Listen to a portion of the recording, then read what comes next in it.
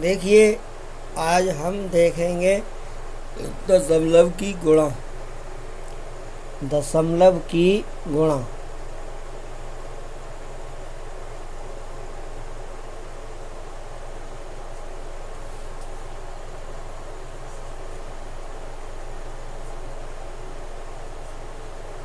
दशमलव की गुणा देखेंगे हम कैसे करते हैं।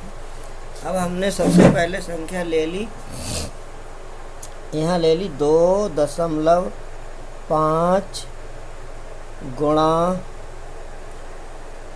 5, इसकी गुणा करनी है।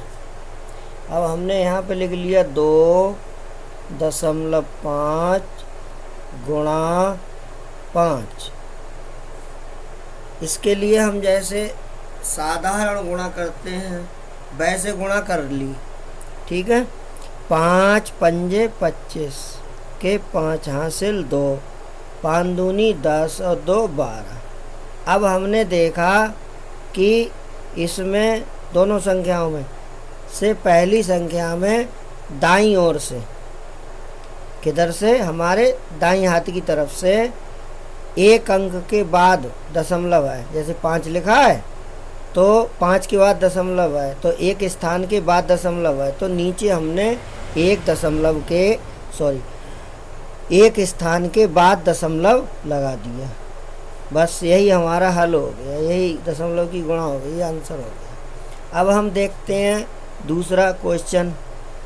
मान लीजिए एक है, अभी दो संख्याओं में से एक संख्या में था दशमलव। अब ये हो सकता है कि दोनों ही संख्याओं में दशमलव हो, जैसे 2.5 गुणा 3.2। अब देखिए यहाँ पर दशमलव जो है दोनों संख्याओं में है, तो हम गुणा कैसे करेंगे। तो हमने 2.5 ये लिख लिया गुणा 3.2, इस तरह से कर लिया। अब हमने क्या किया, जैसे हम साधारण गुणा करते हैं वैसे गुणा की। 2 पंजे 10 का 0 हासिल 1, 2 दूनी 4 और 1 5। अब यहाँ पे एक कट का निशान लगा देते हैं। अब इसके बाद 3 से गुणा कर ली। 3 पंजे 15 के 5 हासिल 1, 3 दूनी 6 और 1 7। अब लाइन खींच के हमने इसे जोड़ दिया। 0 का 0 0, 5 5 10 का 0 हासिल 1 और 7 8। अब हमने क्या किया, ये हमने बिना दशमलव को ध्यान में रखते हुए गुणा कर लिया। अब हमने देखा कि पहली संख्या में दशमलव दाईं ओर से एक स्थान के बाद है, और दूसरी संख्या में भी दशमलव एक स्थान के बाद है। तो ये हमारा एक स्थान और एक ये 2 स्थान हो गए। तो हमने जो हमारा गुणनफल आया उसमें दाईं ओर से गिन के 2 स्थान के बाद दशमलव लगा दिया। 1 2 यहाँ दशमलव लगा दिया। बस हमारा यही आंसर हो गया, यही गुणनफल आ गया। अब हम एक संख्या और ले रहे हैं।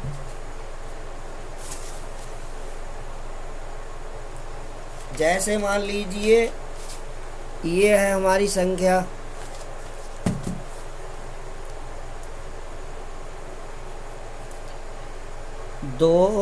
5.32 गुणा 4.2।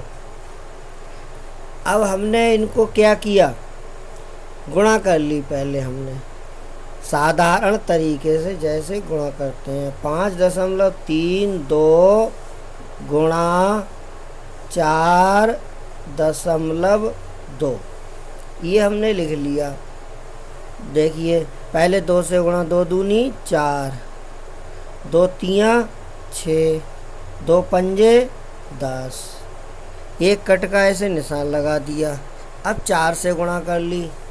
4 दूनी 8, 4 तियाँ 12 के 2 हासिल 1, 4 पंजे 20 और 1 21।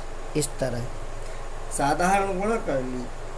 और हमने इसको क्या किया, अब जोड़ लिया। 4 6 8 14 के 4 हासिल 1 और 2 3 और 1 और 1 2 और 2। ठीक है। अब हमने क्या किया, दशमलव साधारण गुणा करने के बाद दशमलव लगाएंगे। अब दशमलव लगाएंगे तो देखो दाईं ओर से पहली संख्या में 1 2 2 अंक बाद है, दूसरी संख्या में दाईं ओर से 1 अंक बाद है, तो ये गिन लिए 1 2 3, यानी कि दाईं ओर से 3 अंकों बाद हमने दशमलव लगा दिया। 1 2 3 यहाँ लगा दिया। बस हमारा यही आंसर हो गया, यही गुणनफल आ गया 22.344। अब हम और संख्या एक ले रहे हैं उदाहरण, जैसे हमने ले लिया 0.25 गुणा 4.3, इनकी गुणा करनी है। यहाँ पे 0 लिखा है मान लो, तो अब हमें इनकी गुणा करनी है, तो हमने क्या किया 0.25 गुणा 4.3 साधारण गुणा कर ली।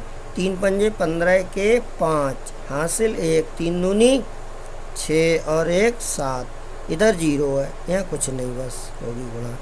इसके बाद 4 से गुणा कर ली, यहाँ कट कर निशान लगा दिया। 4 पंजे 20 शून्य हासिल 2, 4 दूनी 8 और 2 10, इस तरह से लिख दिए। ये ध्यान रखते हैं हम, अंक के नीचे अंक आना चाहिए। अब हमने जोड़ लिया 5 7 0 1। अब इधर देखेंगे हम, ऊपर वाली संख्या में दाईं ओर से कितने अंक बाद है, दशमलव 1 2, और नीचे वाली संख्या में दूसरी संख्या में दशमलव कितने के बाद है, 1 अंक के बाद, यानी 2 में 2 स्थान इसमें है और 1 स्थान इसमें है। 2 और 1 3 जोड़ लिए। 3 अंकों बाद इधर से दशमलव लगा दिया। 1 2 3, बस यही हमारा गुणनफल हो गया। अब हम एक और एग्जाम्पल ले लेते हैं।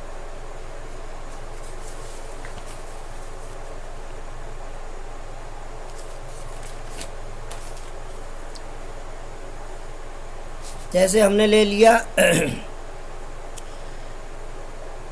9.8 गुणा 7.325, ये ले लिया। अब देखिए गुणा करते समय हम गुणा में चाहे संख्या बड़ी ऊपर लिख लें चाहे छोटी ऊपर लिख लें, इससे कोई फर्क नहीं पड़ता है। अब मान लीजिए यहाँ पे हमने 7.325 ऊपर लिख ली, 7.325 ये ऊपर लिख ली, और 10 गुणा किससे मान लो कर ली, 9.8 से, ये नीचे लिख ली।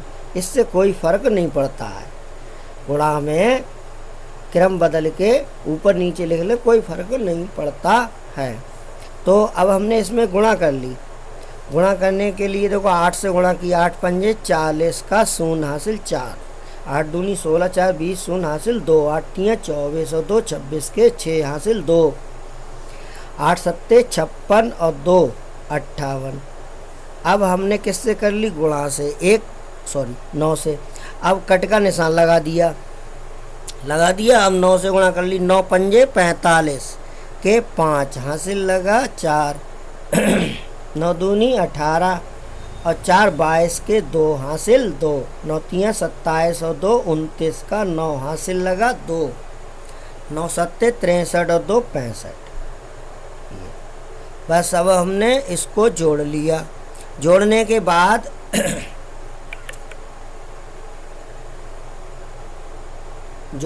बाद में हम जोड़ लेंगे। देखिए शून्य का शून्य शून्य, यहाँ 5 आ गया, यहाँ 6 2 8 आ गया, 8 9 17 का 7 हासिल 1 और 5 6 5 11 का 1 हासिल 1 और 6 7। अब हमने देखा हमारा ये ऊपर वाली संख्या है, इसमें दशमलव है 1 2 3, 3 अंक बाद, और इसमें एक अंक के बाद में है दाईं ओर से, तो 3 और 1 4, 4 स्थान हो गए हमारे। तो इधर से हमने क्या किया, गुणनफल में 1 2 3 4, 4 स्थान बाद दशमलव लगा दिया। बस हमारा यही गुणनफल हो गया, यही आंसर हो गया। अभी हम एक एग्जाम्पल और लेंगे। जैसे हमने ले लिया 0.002, गुणा करनी है 0.73 से। तो अब हमने क्या किया, इसमें भी हम वही रूल अपनाएंगे, कोई सी संख्या हम ऊपर नीचे लिख सकते हैं। अब हमने ये लिख लिया ऊपर 0.73, गुणा किससे करनी है, 0.00 और 2 से, इससे गुणा करनी है। इसके पहले 0 भी लिख सकते हैं, यहाँ पे 0 लिखा जा सकता है। अब साधारण गुणा कर ली 2 से, बस और कुछ नहीं किया। 2 3 6, 2 7 14 के 4 हासिल 1, और यहाँ कुछ नहीं, अब 0 0 है, तो ये 14 के 14 साधारण गुणा कर ली, और ये इस तरह से आ गया।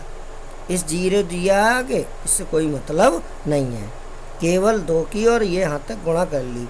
2 3 6, 2 7 14 के 14, बस कुछ नहीं।